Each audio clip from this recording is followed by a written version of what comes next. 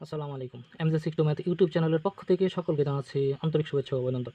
নবম শ্রেণীর প্রিয় শিক্ষার্থীরা, আজ তোমাদের গণিত বইয়ের প্রকৃতি ও প্রযুক্তিতে বহুপদী রাশির ৯৬ পৃষ্ঠার যে জোড়াই কাজটি রয়েছে তার ব্যাখ্যা সহ আমি সমাধান করে দেবো ইনশাল্লাহ।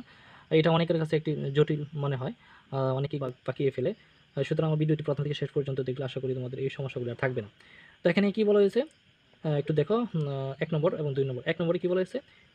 ৩ চলক বিশিষ্ট একটি সরল চক্রক্রমিক বহুপদী রাশির উদাহরণ দাও। ২ নম্বর, ৪ চলক বিশিষ্ট একটি দ্বিমাত্রিক বহুপদী রাশির উদাহরণ দাও।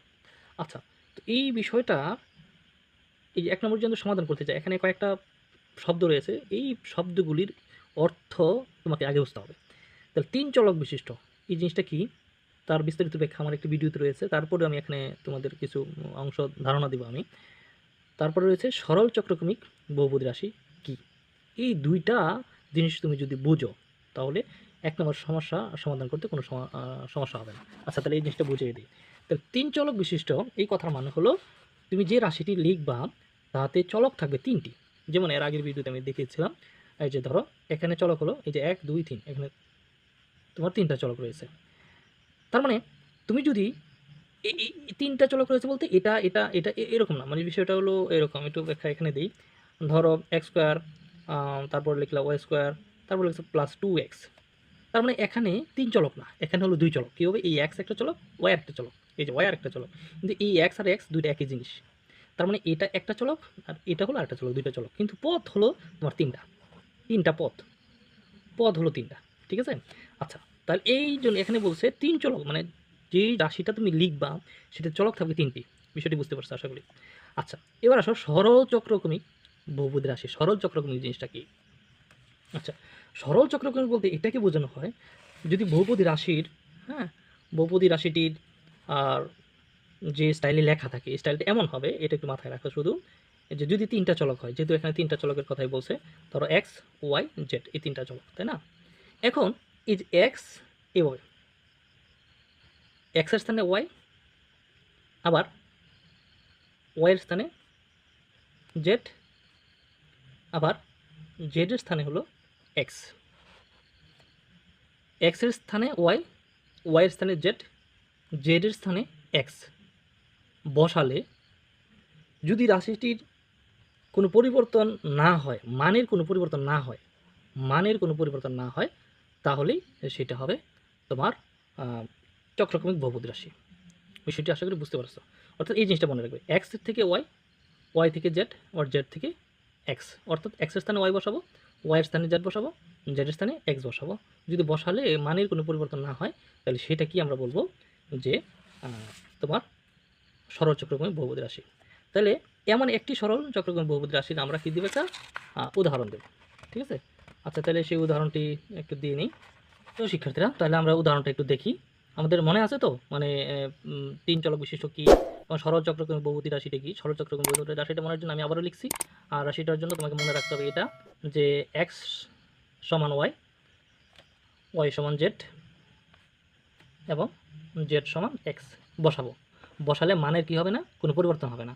তাহলে তুমি যদি এটার সংজ্ঞাটা দিতে চাও, আমি স্ক্রিনে তোমার সংজ্ঞাটা আমি দেখিয়ে দিচ্ছি। এটার সংজ্ঞাটা যদি জানতে চাও বা জিজ্ঞাসা করে কেউ যে আসলে সরল চক্রক্রমিক বহুপদী রাশি কাকে বলে, তাহলে তোমাকে এইভাবে তুমি বলবা যে ৩ চলক বিশিষ্ট কোনো রাশির এক্সের স্থানে ওয়াই, ওয়াইয়ের স্থানে জেড এবং জেডের স্থানে এক্স বসালে যদি তাদের মানের কোনো পরিবর্তন না হয়, তখনই তাকে আমরা সরল চক্রক্রমিক বা চক্রক্রমিক বহুপদী রাশি আমরা বলবো।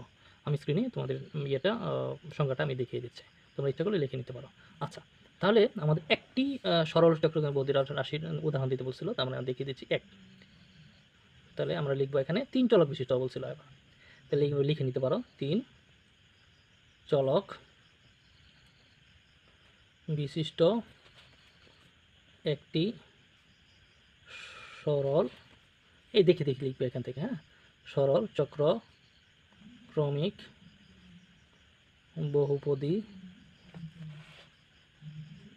রাশির উদাহরণ হলো দেখে নাও একবার সহজ উদাহরণটা আমি দিলাম, x square plus y square plus z square. আচ্ছা, তাহলে এখন এটা যে তোমার চক্রক্রমিক বহুপদী রাশি হলো, এটা তুমি কি এখন ব্যাখ্যা করতে পারবে? হ্যাঁ, যদি পারো কমেন্ট বক্সে কমেন্ট করে জানিয়ে দাও। আচ্ছা, তো ঠিক আছে, আমি একটু তোমার ব্যাখ্যাটা একটু সাইডে দিয়ে দিচ্ছি। আমি যে কথাটা বলেছিলাম, এই যে এটা আমি লিখছি। এখন আমি যদি এক্স এর স্থানে ওয়াই বসাই, তাহলে দেখো এক্স এর স্থানে ওয়াই বসালাম, আর ওয়াই এর স্থানে কি বসালাম? এক্স বসালাম। সরি, ওয়াই এর স্থানে কি বসাবো? জেড। ওয়াই এর স্থানে জেড, আর জেড এর স্থানে কি বসাবো? এক্স। তাহলে তো দেখো এটা যা এটা তা কিনা? অবশ্যই এটা সমান এটা। তাহলে এটা আমরা বলতে পারবো চক্রক্রমিক বহুপদী রাশি। ওকে, তাহলে 1 নম্বর শেষ। 2 নম্বর, এবার বলছে 4 চলক বিশিষ্ট একটি দ্বিমাত্রিক বহুপদী রাশির উদাহরণ দাও। 4 চলক, মানে এবার চলক থাকবে কয়টি? 4টি। অর্থাৎ এক্স থাকবে, ওয়াই থাকবে, জেড থাকবে, অন্য আরেকটা থাকবে, যেমন ডাব্লিউ থাকবে, এরকম ধরতে পারো। ঠিক আছে? বা তোমার ইচ্ছা মতো তুমি চলক হিসাবে তুমি কল্পনা করতে পারো। হ্যাঁ? এবং সেখানে বলা হয়েছে দ্বিমাত্রিক, মানে মাত্রা থাকবে, পাওয়ার থাকবে 2। যেমন এখানে পাওয়ার 2, যে এখানে পাওয়ার 2, এখানে পাওয়ার 2। প্রত্যেকটা পদের পাওয়ার কত? 2 থাকবে। এটাই তোমাকে বোঝানো হয়েছে। তাহলে আচ্ছা আমরা একটু দেখে নিই সেটা আমরা কীভাবে লিখতে পারি। 2 নম্বর, তাহলে 2 নম্বর আমরা এরকমভাবে লিখে নিতে পারি, যেভাবে আছে তুমি খাতায় লিখে নাও। এভাবে লিখে নিও প্রথমে, যে 4 চলক বিশিষ্ট একটি দ্বিমাত্রিক, হ্যাঁ, বহুপদী রাশির উদাহরণ হলো, তুমি দাও এখন, তুমি দিতে পারো এক্স স্কোয়ার, আগের মতোই যাও, যেহেতু দুই চলক দ্বিমাত্রিক, মানে পাওয়ার 2 থাকবে, x square plus y square plus z square plus ডাব্লিউ স্কোয়ার দিয়ে দাও, হয়ে গেল। ঠিক আছে, এইটা হয়ে গেল। এখন তুমি যদি এটার সাথে অন্য আরও কিছু লাগাইতে চাও, এটাকে সূত্র আকারে নিয়ে যেতে চাও, তাও তুমি দিতে পারো। যেমন প্লাস তুমি দাও এখানে 2 ইন্টু এই যে a cube plus b cube plus c cube plus d cube, এই সূত্রটা ব্যবহার করে। আচ্ছা, আমার জটিলে আমি গেলাম না, এই পর্যন্ত তুমি রেখে দিতে পারো। ঠিক আছে, তাহলে এখানে কী হয়ে গেল? 4 চলক বিশিষ্ট একটি দ্বিমাত্রিক বহুপদী রাশির উদাহরণ এই। তো আজকে এই পর্যন্তই রাখলাম। ভিডিওটি শেষ পর্যন্ত দেখার জন্য তোমাদের সকলকে ধন্যবাদ।